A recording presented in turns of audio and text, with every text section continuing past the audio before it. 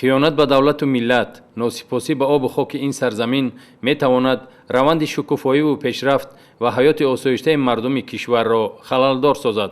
تا چند سال آخر ظهورات بس و تشویش‌آور و نامطلوب پیدا شده است که این شامل شدن بعضی جوانان به هر گونه حزب و حرکت و رویه و جریان‌های خصوصیت تروریستی و اکستریمیستی داشته میباشد. چنین رویه و گروه‌های تندرو جوانان گمراه را به دام خویش کشیده سوی تاریکی و بیرحمی و جهالت میبرند و برای عملی کردن هدف‌های جنایی خویش مورد استفاده قرار میدهند. باعث تأسف است که جوانان را گروه‌های افراطگرا با وعده مبلغ‌های ناچیزی که به عوض جان آنها داده می‌شود گمراه می‌سازند.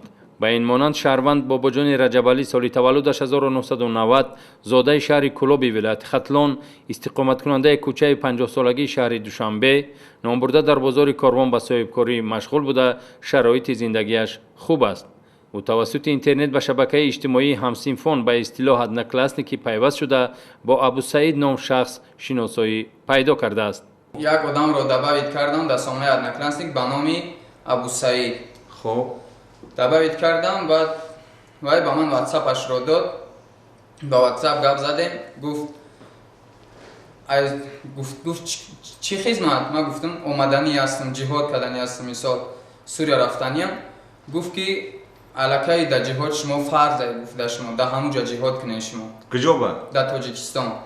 مورد ذکر است که نفر با لقب ابو سعید شهروند جمهوری تاجیکستان و عین زمان به گروه‌های مسلح به نام دولت اسلامی شامل شده بر مقابل ساخت کنستیتوسیونی دولت سوریه جنگیده ایستاده است.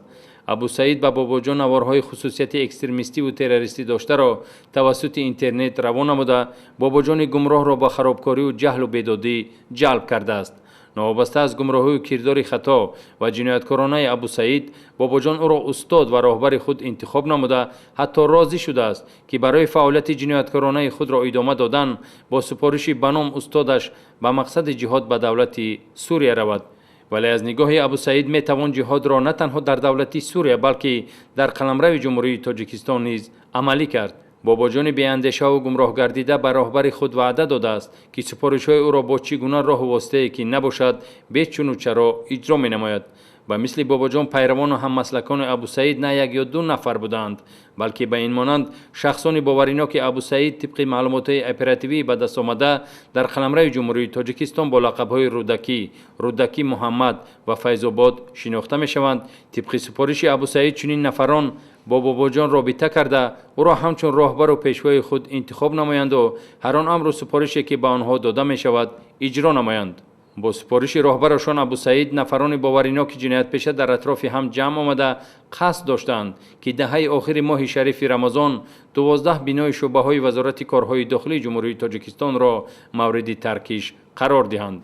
من از همان لحظه ابو سعید را همچون راهبر خود انتخاب کردم.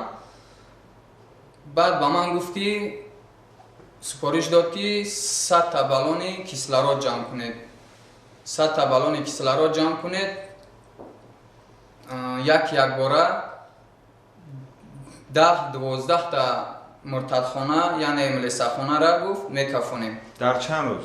در یک روز. خوشبختانه این نیت ناپاک آنها در نتیجه عملیات اپراتیوی کارمندان ریاست مبارزه ضد جنایت‌های متشکل وزارت کارهای داخلی پیشگیری کرده شد و 2 نفر گمانبران اساسی این جنایت تخریبکاری معین و دستگیر کرده شدند.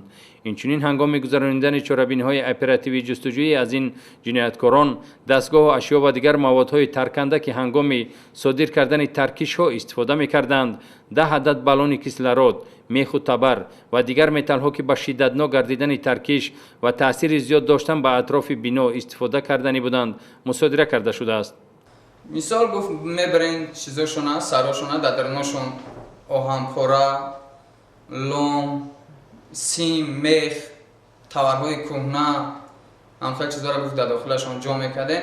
بعد در هر یک ماشین 5 دانه‌ای مونده میبردین در هر پیش یک چیزا میموندین ملیساخانه ها. یک باره در یک روز 3 ترکیش در کلوب، 3 ترکیش در دوشنبه، 3 ترکیش در فیض‌آباد و 3 ترکیش دیگه در غرب. نیت داشتیم در همین دهه رمضان ما ترکیش کنیم که کارمندان میلیسی هم ما را دستگیر کردن. مادر باباجان این کردار نابخشیدنی و جنایتکارانه فرزندش را محکوم نموده به کارمندان میلیسیا برای پیشگیری عمل خیانتکارانه فرزندش منتداری کرده پشیمان است که چنین فرزندی ناشایسته و بدکردار را شیر داده و به کمال رسانیده است.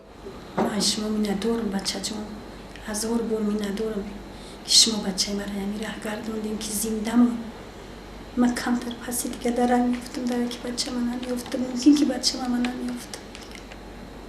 علاوه بر این در رفت تفتیشات معلوم گردید که باباجان رجب علی مقصد داشته است شهروند جبارов صدرالدین سال تولدش 1976 ساکن ناحیه رودکی را که یاردمچی بی‌واسطه باباجان بود برای اشتراک در واحدهای مسلح غیرقانونی به دولت سوریه روان کند. با شبکه اینترنتی اتناکلاسنیکی در آمدن با ابو سعید گفتنی شخص شناس شدم و ویدیورولی که او را تماشا کردم که به جهاد دعوت میکند و در دعوت کردنش میگوید که کسی که آمدن نمیتواند و مبلغ پولی نداشته باشد خاص برای خدا من به او یاردم میکنم، پولی مبلغی راهگیرش روی میکنم. بعد من به وی نوشتم که من میروم و من راهگیرا ندارم که بروم.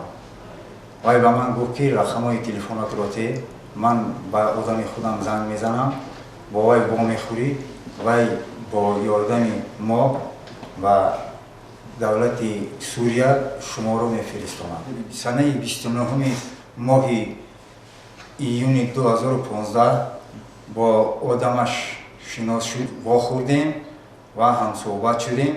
کی بود آدمش؟ آدمش من همین کس. نام نسبش؟ نام نسبش با جان. اگر فعالیت نتیجه بخش کارمندان وزارت کارهای داخلی نمی بود جبارov صدرالدین نیز فریفته گروه های افراطی شده روزگار آسایشته و آرام وطن آباد و زیبا والدین و همسر و فرزندان خود را ترک نموده به گروه های مسلح تروریستی پیوست شدنی بود.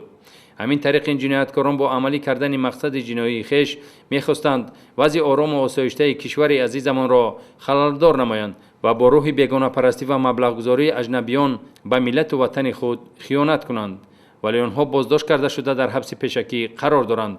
بازداشت چنین نفران گمراه و جنایت پیشه میتواند برای آن نفرانی که قصد صادر کردن چنین جنایت‌های تخریبکاری را دارند درس عبرت شده آنها را از راه خطا به حیات خوش و با سعادت راهنما سازد.